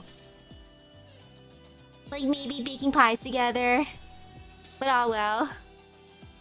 Like, I can see why, like, potentially, like, Reed would want to avoid her. Like, just in case, like, not to bring up any bad feelings. She might be scared, but she can't run away forever. At least, if one was to consider Rhodes Island's most likable ranking, she and Granny unsurprisingly top the list. The image of her carrying Granny on her shoulders, running through the halls, harassing various operators remains a fond memory in everyone's hearts. What were they doing? Running around and quote-unquote harassing various operators. Number 1 and number 2 on the most likable list. Going around harassing others. It's like, oh yes, we're number 1, number 2. And okay, first one, Pile Driver Spear Magazine. Oops, there. Banned. Banned? Verified by Engineering Department. Broken magazine. Broken? Oh, she'd probably be so mad at Iblana. Definitely in need of a restraining order. Every graduate of the Victorian Royal Guard Academy must go through one final major examination before their formal ceremony. And these were the exam details Bagpipe received. Infiltrate a logistics warehouse in the South Castellshire county, and rescue a civilian abducted by local bandits. Before departing, Bagpipe was called to the staff office. Do not alarm the local barracks or the police. Do not bring unrelated affairs in this. Do not sustain injury. Wow, you're not allowed to get hurt. Oh man, you got a paper cut? Dang, you fail. These are the 3 requirements her teacher relayed to her. Are these orders, Mr. Slim? Ugh, he sighed, looking her up and down. Take this as a request from me to you. Ernest, Bagpipe jotted these 3 requests down in her pocket notebook, and at the top, she gave the rescue she'd already written before a mighty underline. The first half of the mission went without a hitch. She infiltrated the target location, laid under a container, waited a full 10 hours. 10 hours! And finally the bandit showed. How about her? Shut her by herself in the red car. How do we handle her? How do we handle her? You do me a clean bloody job as how? The red car. Bagpipe's ears immediately caught the key words, and she locked onto the target without any wasted time. Lights out for the 2 bandits posted in the car, and she found the civilian anesthetized and unconscious, as well as catching another group's conversation. They all staying put, drug them good, not going anywhere. ID's in order. Barrett helps sweeten the police. They move fast. Any other locals noticed? This came in from Sargon, plus they're all criminal. You think their families want to come looking for them? Alright, then we're off tonight. Got a dozen labs in Colombia poking us in the arse to get this done. 2 seconds, Bagpipe hesitated. Then she opened her notebook to look. 3 seconds, her eyes lingered on the first line, and then she shut it. The sound of a freight lorry's ignition reaching her ears, she glanced left and right, then found the largest parked vehicle around, and with the mission objective in her back, hopped into the driver's cab. Engine on, accelerator down, nice and easy. The freight lorry didn't get very far at all before running straight into a container crane that showed up in the entrance out of nowhere. Driven like it was possessed, it smashed half the warehouse wall while it was at it. A few minutes later, the alarm police scurried over and led away 12 bandits, all seeing stars, as well as Bagpipe, who'd lost a bit of skin off her left index finger. Oh no, it was more than a paper cut. Aw, man. Just oof. Oh yeah, I don't have my modules for Salish, unfortunately. So she ain't prepared at all.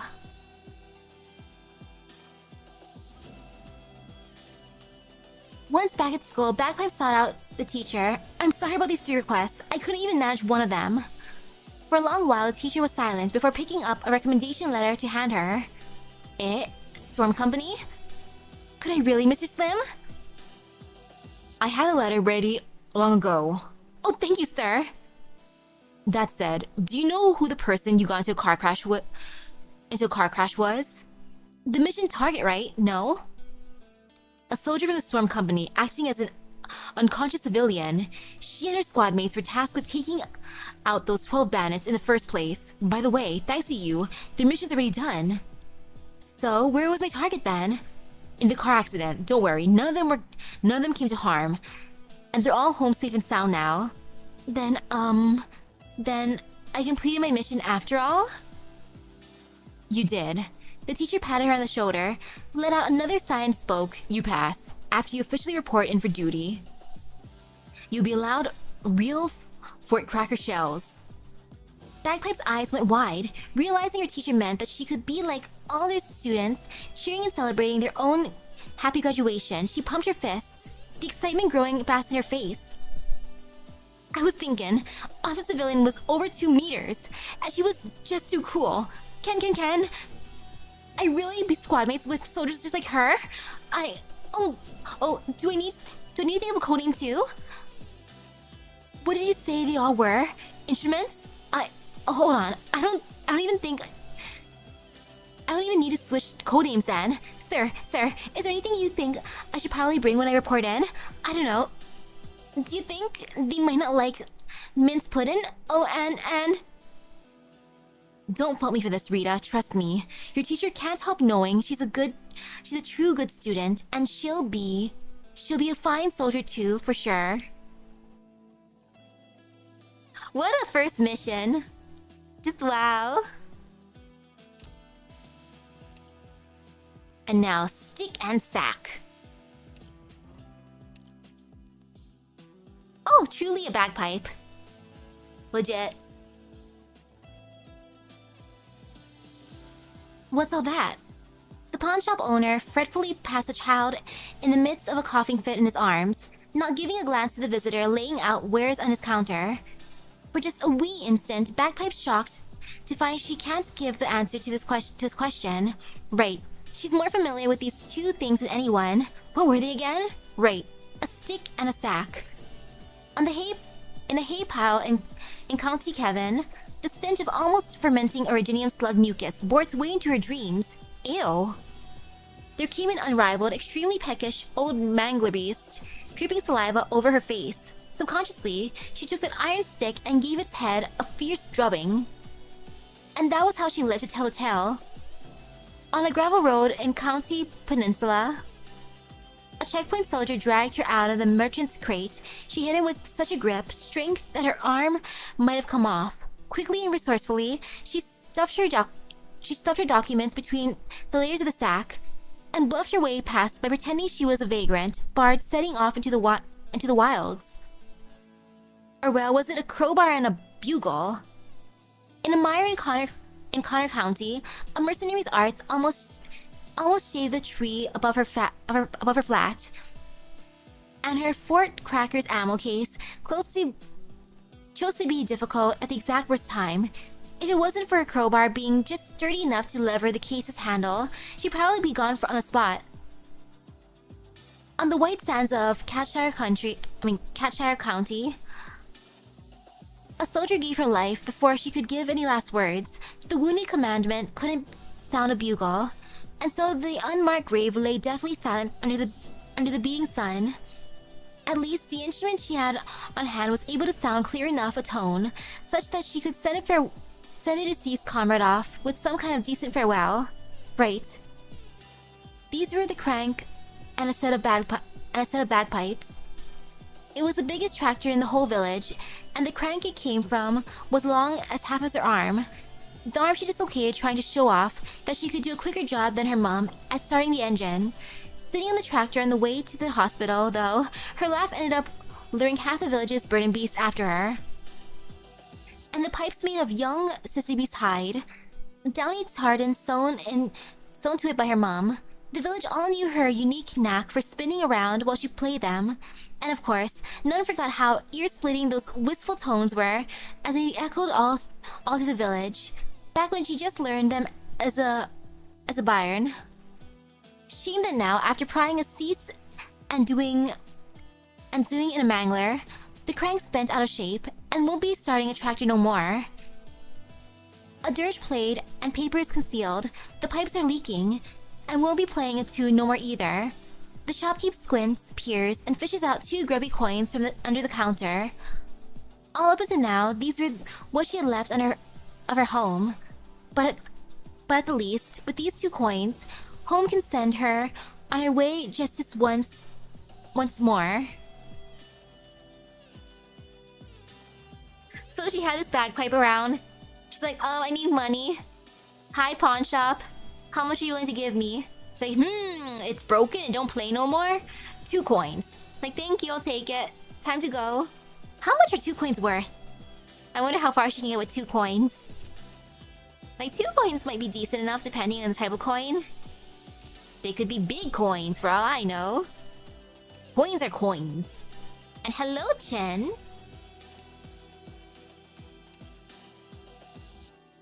Basic info, codename Chen, gender female, combat experience 4 years, place of birth Lungmen, date of birth July 7, race Lung, height 168 meters. Infection status unknown. Interesting how hers has meters while everyone else has centimeters. Physical exam. Physical strength excellent. Mobility standard. Standard 1? Standard I? Physical resilience excellent. Tactical acumen excellent. Combat skill outstanding. Originium arts assimilation standard. Profile. Chen, head of the Lungmen Guard Department's Special Inspection Unit, graduated from the Royal Victorian Guard School with superb grades and outstanding achievements. During her time with the department, she cracked down on crime, fought violent offenders, and tracked down armed fugitives, and brought down international criminals. Now works at Rhodes Island, providing an on-site tactical command. Chen's and no one else's height is in meters. Chen is just built different. She's special like that. Wow. Clinical analysis. At the request of the Lungmen Guard Department, this information will not be made public. She did come in for a physical examination, but her files have been confiscated. I have no way to get them. Why? I was told not to. Medic Operator RT.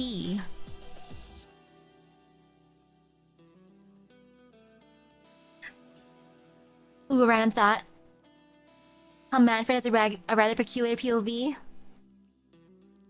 You follow your mentor, the Regent Teresis, believing that he shares the same feelings of vengeance and just for the Sarkaz. And he's fighting this war for glory of the Sarkaz and change. What he found out was he never cared about winning the war. He simply gave war to those who want war, and has made his own opportunity for his own personal goal for the Sarkaz. Well-being in the future. And at the end of the war, he just sees his Teresis is just vacant and gone with no explanation. Yeah, that must be awkward. It's like, oh, okay, I see how it is. Like, thanks, Teresis. Well, at least Manfred's alive. He's just a prisoner now. And having Wizardel being his warden. Or at least for part of it. Oh gosh. Archive File 1. Originium Arts Overview. Chen has never been seen using Originium, which led many to suspect she didn't have any talent for it. Indeed, she did struggle to control her Originium ability, blasting the occasional hole in a wall, blowing files everywhere, and causing more collateral damage than might otherwise be acceptable. Using Originium for too long tires her out. After discussion with the tech staff, it was decided that Chen lacked the necessary conduit to control her Originium power. Without one, Chen could never master it. I saw her test results. The thinner the staff, the better she is at assimilation. But what's the point? Maybe if you had something shaped like a sword, it might work for her. But who would want to use it for that? A sword is for slashing. We're going to need a lot more work on this. Caster D. It could be a cool sword. Excuse you, Caster D. Archive File 2. Chen graduated from the Royal Victorian Guard School with straight A's in all mandatory subjects and glowing recommendations from her professors. After returning to Lungmen, she almost immediately joined the Guard Department. No one knows anything about her life prior to enrolling in the LGD school, and no one questions her ability, dedication, or hatred of her enemies. Police officers working with Chen often complained about her demeanor, too strict and too harsh. Everyone thought that this harsh character would disappear in the struggle for power, but she would soften up after being worn down by endless incidents.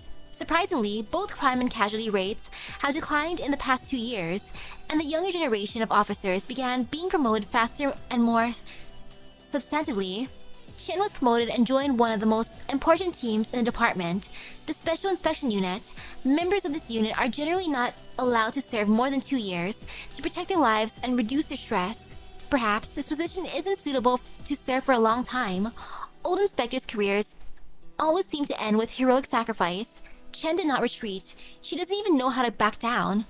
She became the fastest promoted officer in the history of the Lungmen police force, and also the youngest special inspector in the department. Those who ridiculed her were impressed by her perseverance. After all, planning for the future is one thing, planning every day is another. Why was she so hard? Why live life this way? No one could understand. There are often small pieces of paper that have been ripped apart or angrily crumbled in Chen's trash bin. Archive File 3. Of course Chen is not a total workaholic. Officers who know her say she's almost perfect. She operates efficiently, scheduling her time wisely, such as that she can exercise and tend to her hobbies. Every minute of her day is filled with meaningful activities. And yet this worries her colleagues even more. It is common for her to cancel her days off and work overtime on into the night. It's also common for a mountain of paperwork to disappear one day, only for her to get called into an urgent meeting when she's about to go see a movie. She is mechanically efficient. People naturally ask her, "Are you stressed?" No reason to be. No one has ever gotten a different answer out of her. Chen lives this way every day, always doing what she can for Lungmen and honing her skills. She's always getting better, and the sky's the limit.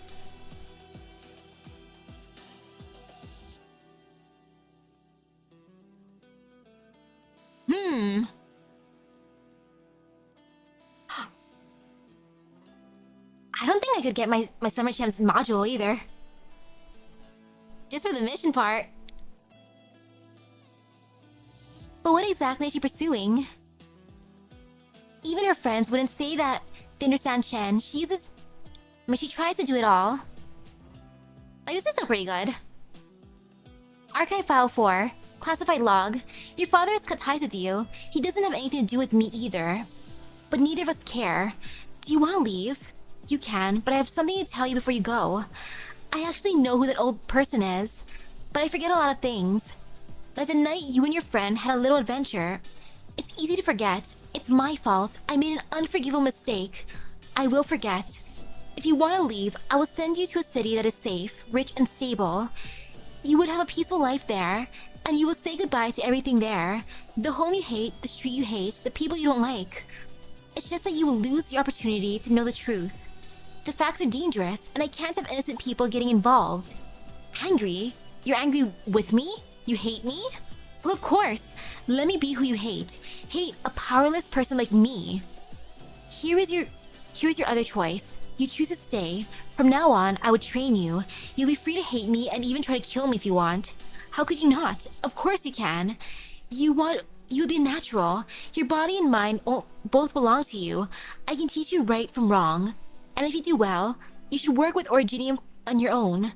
Don't forget it. Just do it.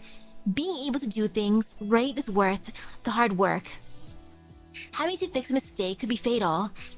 Even I don't know what is in store for us in the city. It is full of opportunity. Anything can happen. It doesn't matter if you don't understand now. You will later. Hey, I still remember. I remember the last thing you said. Do you persist or do you give up? Choose. Simulation over. Returning to main interface.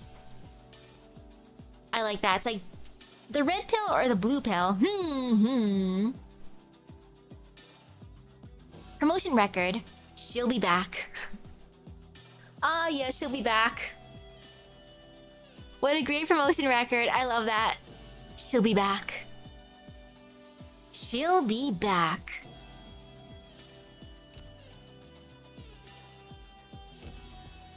And oops, I went out accidentally. And for tonight, I think it's fine with these operators. She'll be back. Oh, I see Tallulah back there. Little file with Tallulah's picture. I even see... Is that Wizardell? Is that Crown Slayer too? And then there's Chen's ID, of course. Her sword, book, Lungmen Guard, something LGD. Tallulah. Tallulah Arutorias? Relationship person. Dang, I want to know what that thing says. Gosh darn it. Rhodes Island Standard Combat Sword. 7th of July, clear. On her birthday, she was excited to show Wei Yanwu the unsheathing, but couldn't find a trace of him anywhere. After 3 days, she waited no longer.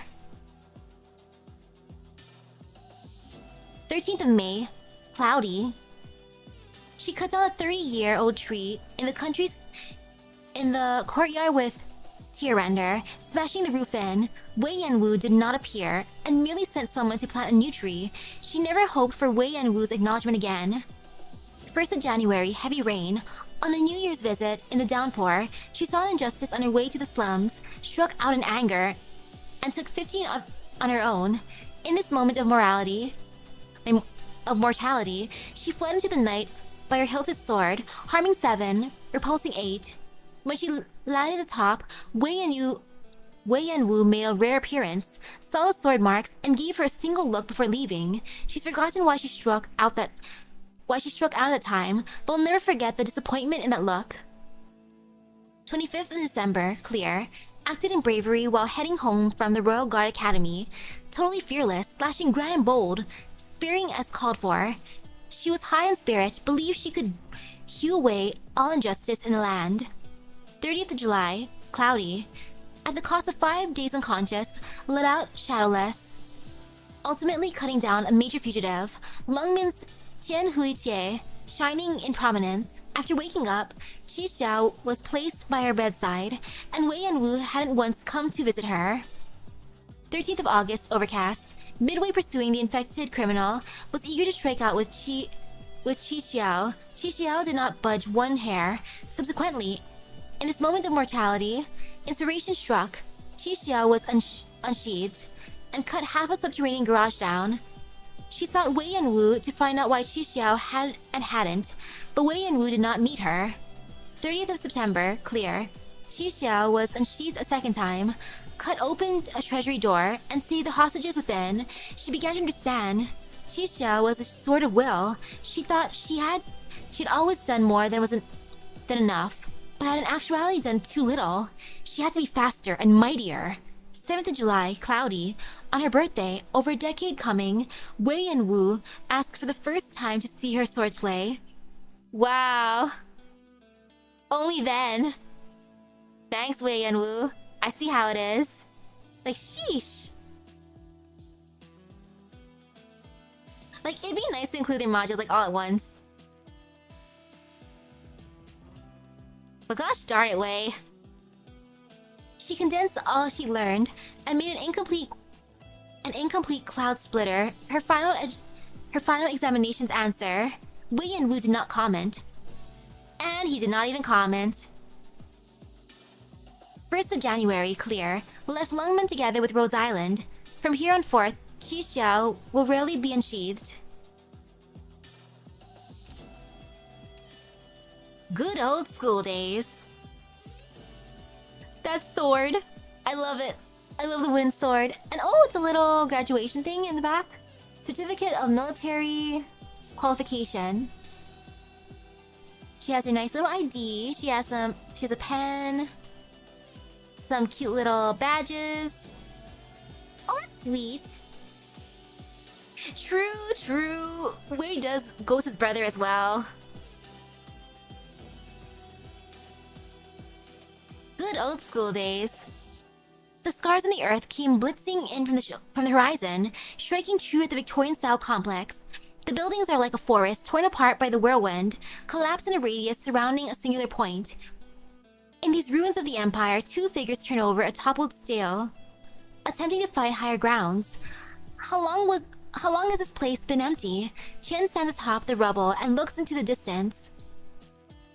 The names in the stele behind her once stood for glory, now all but worn away. Bagpipe's voice comes from somewhere below. The school's building's been abandoned since the war broke out. All the students who didn't complete their course yet got sent off to new campuses, finished the rest out there. Chen, there's their old training grounds up in front, you remember? Especially well. I feel like my time as a student was defined by missing out on things. The moment I graduated, they finished repairing the grounds and the training grounds. The training grounds had been blown by the shockwave into a plate of jagged protrusions. Chen picks up a stone, flings it into a shrub sticking out of a crack in the plate, and a foul beast hiding it within flies off for somewhere far away, screeching and calling all the while. Things are good enough as is back then. Bagpipe's voice comes in close as she stops and stands by Chen's ear. True. It was probably the simplest time of my life. I didn't have all these issues weighing on my mind. I had just to focus purely on training and studying. That's what drove you? You train like a maniac every day. Got A's on every standard subject and all. Bagpipe clasps her hand on Chen's shoulders and gently rocks her back and forth. After I returned, I realized just how many things couldn't be solved with swords. There were times I felt too insignificant, and that even though I worked hard, I couldn't change all that much. Sometimes, taking out the enemy doesn't do a thing to address the problem. Chen shakes her head as if trying to throw her tangled mess of feelings about the past straight out of her brain. If you had a nickel with how many Wei and Wu is just there in his family lives but never said happy birthday, and only said after several years passed you'd have a nickel, that's quite something. Oh, you'd have two? Chen and Truelong. Ah, yes. Truly with judgmental looks. Oh, Wei and Wu. Like, gosh darn it, sir. I'm amazed his wife puts up with them.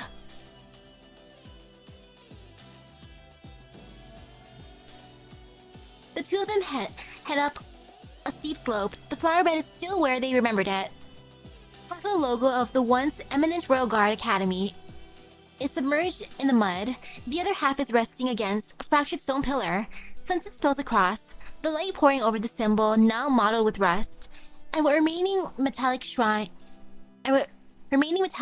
there, it speaks to the place's former glory. It's all changed. Victoria's changed too, hasn't it? Chen mumbles to herself, staring at the crest. Some people haven't changed. I went to visit Instructor Tyrell a few days ago because I knew you were coming. You were gone in such a hurry back then. You just left all your papers and stuff in the dorms. She's been keeping them safe all these years. And this is a proof of you passing your studies. Oh, and this too. Bagpipe fishes out a stack of documents from her bag, as well as a wooden sword. Here's a trained sword you used back then. Was meant to go back, technically speaking. But you did so smashing the instructors. We're going to give it to you. You know, as a surprise for you. Give her my thanks. I left too quickly. At least you come back now. So many of our year never have. Even after all this time. The two fall silent. Where do you think you'll be going? Where do you think you'll be in 10 years? Who knows? We should be heading back soon. There's still a lot to do. Chen gazes into the distance, off in the direction of Lungmen. They arranged everything for me. Whether it was going to the school or leaving it, now I'm going to go back myself. She will return. Okay. So for the ones who might be in or who are probably going to be in Ablana's event, I'm most curious about Harmony. Like, yeah, what was she doing during the wartime? Like, we know where everyone was, but not really Harmony, huh? Like, Reed was with her survivors.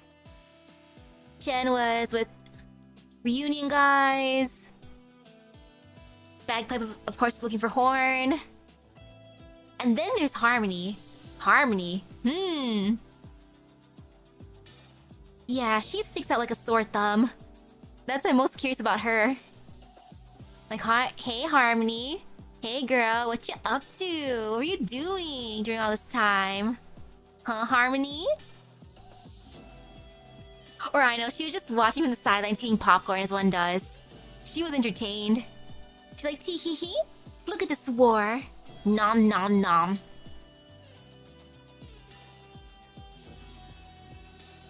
Like, yeah, she might have had like the best time out of everyone in that case. Or she was working behind the scenes, either way. She was probably still entertained no matter what. No, oh man. I do want to summon Iblana.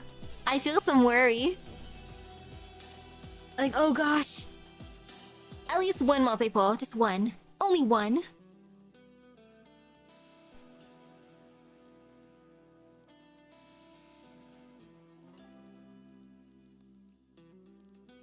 You don't even think that Rita knows that? Dang.